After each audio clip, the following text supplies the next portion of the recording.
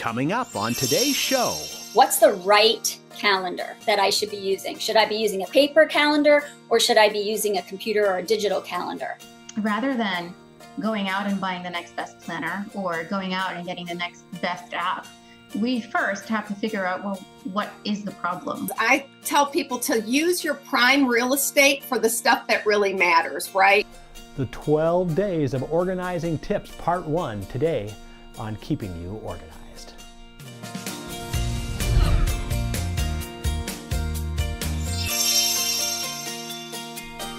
Well, hello, this is John Hunt from Smead.com, and today we are going to talk about our 12 Days of Organizing Tips. This is a series we did live on Facebook every day for 12 days during December.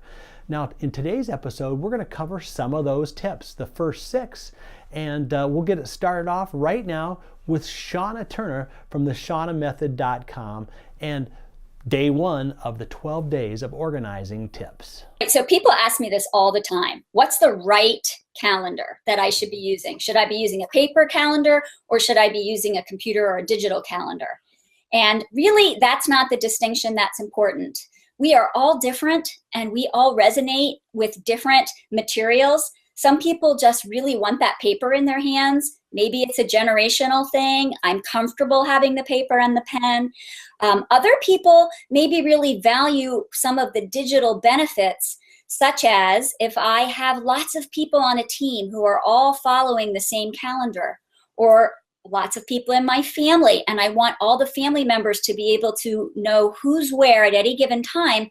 That's one of the beauties of having the electronic calendar, because maybe my daughter can log in from school and my husband can log in from his office and see what everybody else is doing. So that it's not really the medium that matters. And to help somebody decide, I talk about how many users do you have of the calendar? Is it just you, or do you need other people to have access? Mm-hmm. Where do you use your calendar?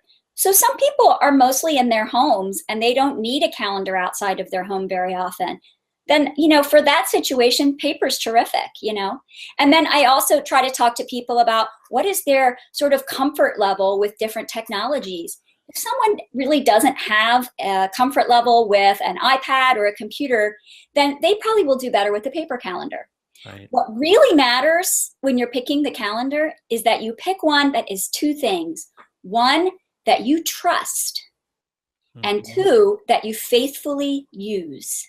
Yes. So any tool that you faithfully use and that you trust enough that you will always go there and always check it, that's the calendar that's going to work. The format is less important. It's your commitment to using the tool that matters most. We're going to talk about what to do when you're getting started with an organizing project and trying to determine what the real problem is. And joining us is Deb Lee from deblee.com. Well, I think it's important for us to really be realistic and think about what's really working well. What is it that you are just knocking it out of the park and it's working, because we want to keep that. And then we have to look inward too and say, well, okay, what's just falling apart? Where are the holes? Where am I falling down? What am I not meeting? What are those expectations that I have for myself or maybe that others have for me? And what is it that I need to fix? So rather than going out and buying the next best planner or going out and getting the next best app, we first have to figure out, well, what is the problem? Where are we? And then we sort of plug in the holes and figure out where we are. So that would be step number 1. Today we're going to do part 1 on how to organize your kitchen, and joining us will be Geraldine Thomas from Metropolitan Organizing. I'm John Hunt from myorganized.life, and let's get into our topic today, part 1 of how to organize your kitchen. Well, I always say I steal all my ideas, so I have very few original ideas. So just go to the grocery store and look how things are grouped in the grocery store, because they've got it down to a science, right? We don't need to reinvent the wheel. And that way, it's also a nice way to kind of look at how things are stacked and how they're labeled and facing forward. And if that pleases you, try to borrow those tips in your own home. So group your breakfast items together, or if you have children in the house, small children especially, group your snack items together. Or if you're trying to eat more healthy, balanced, less junk food, get rid of the junk food. Why have the temptation there, right? Just keep the stuff. If you like wine, bring your wine forward. Right. So that's kind of more of the food stuff. And how about some of those things we talked about earlier, utensils that maybe you want to keep, but you Yes. don't have them, you don't need them all on the counter, right? Right. So in those circumstances, I tell people to use your prime real estate for the stuff that really matters, right? So if you haven't used your ice cream maker and bread maker in 3 years, but you're not willing to let go of them, they don't need to be hip height or eye level. They need to be way up or way down so that, you want the things that you have to have access to every day where you can immediately access them. We'll get back to our tips in just a moment here. We're going to take a quick break. And when we come back, we'll get to the other 3 tips that were featured on our 12 Days of Organizing Tips, Part 1, here on the Smead.com podcast, Keeping You Organized. Now, there's a place just for you. Life can be busy, and you still have to keep it all together. That's why you like to be organized and in control. Introducing MyOrganized.life. A special place where you can get ideas and solutions to organize what's important to you, your important papers, your important decisions, your important life events. We show you the ideas and products to stay organized in your life. See what's new. Stop by and say hello. Visit us at any time at www.myorganized.life. It's just for you. MyOrganized.life by Smead. Find us at www.myorganized.life. MyOrganized.life. We are back now on Keeping You Organized, wrapping up our 12 days of organizing tips. We have 3 more to go, and we're joined by Julie Ulmer from mindingyourmanor.com here with part 2 on how to organize your kitchen. Well, one of the most important things to think about is no matter how tiny your kitchen is, there are cafes all across the country, especially in big cities like New York and LA, that are teeny tiny, and you wonder how are they able to put out so much food? But they're actually working in this very small coordinated space where they have a refrigerator, a sink, and their stove is kind of within a triangle of where they're working. And the most important things for them, the tools that they're utilizing to cook with, are also directly within arm's reach. So that's a real important aspect of small kitchens. Now, the other thing to think about is that we always would clean as we went along. And that's something that, it's nice to be able to hand something off to a dishwasher, as someone who's hired to wash your dishes. But if you're keeping your cutting boards clean, if you're keeping the area around you clean, the stove area clean, it makes it a lot easier to move forward with your cooking project. And at the end, when you go to sit down with your family or your friends, it's nice not to have to turn around and see this disaster behind you that you have to clean up afterwards. So we always try to clean as we go, and utilizing upward storage space. A lot of times in restaurant kitchens, there's shelving that's going upward. There's pot racks that's going upward, as well as underneath. There's refrigerators that are tucked underneath the surface area where you're actually working. So it's kind of looking around and using whatever you can possibly to hide and to set your ingredients so that everything's within arm's reach. And we're going to do a little bit different tip today. This comes from Cal Newport. He's the author of the book Deep Work. And Cal's going to give us some tips on how to get productive and also commit to a deep life and to deep work. Right. So if you want to commit to having more of a deep life, there's 3 types of changes you have to make. The first type is you actually need to start training your ability to focus more. The second type of thing you have to do is you have to begin working on your productivity and scheduling habits so that you have time regularly put aside for this type of deep, intense focus. And the third, which is perhaps the less expected and more controversial, is that I think it's important to take some steps in your own life that show to yourself that you take focus seriously. In my own life, for example, I've never had a social media account. And for me, that is a type of thing I do, not just because it gives me more time and concentration, but actually signals to myself that, hey, my ability to concentrate is very important. Do you have a system or some productivity tips that you can give us that will help us kind of, and maybe even get into what does a deep work session look like?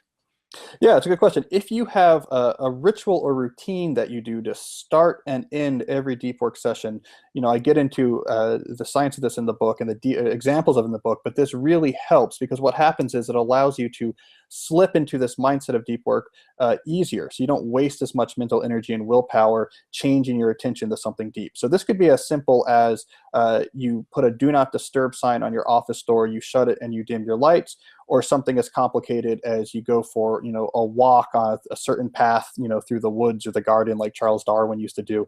The details don't matter so much as just having a consistent ritual or routine connected to your deep work sessions can really raise the probability that you're going to have a good intense session. Now, do you suggest maybe having these at the same time or maybe analyzing your schedule and say, you know what, I'm not as sharp in the afternoons, maybe mornings would be good. Or is it something that you kind of say, well, you look on a day-to-day basis, decide that day or decide for the coming week? How do you schedule your sessions? Yeah, it's a good question. So, in the book, I actually go through different strategies that people use because the idea is you want to match a scheduling strategy to your job. But the two most common for people in knowledge work careers where they have a boss is either you have a set time that you do every week or every day.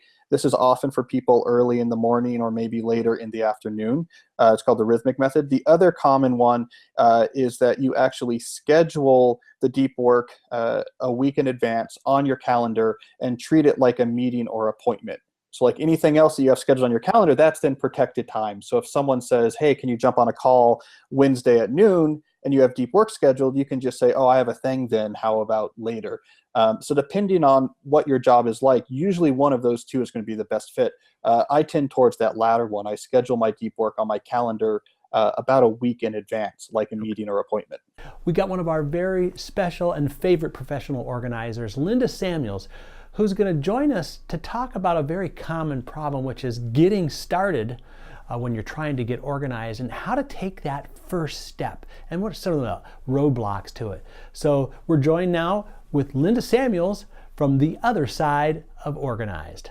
The number one thing that I hear is that a client will come to me or even a friend, family member and say they are so overwhelmed because what they see is next is this huge thing. It's overwhelming. And what happens is when they're overwhelmed, they either procrastinate. Do you ever procrastinate? Does that sound familiar? Yeah, that's a real familiar one for me. It's real familiar.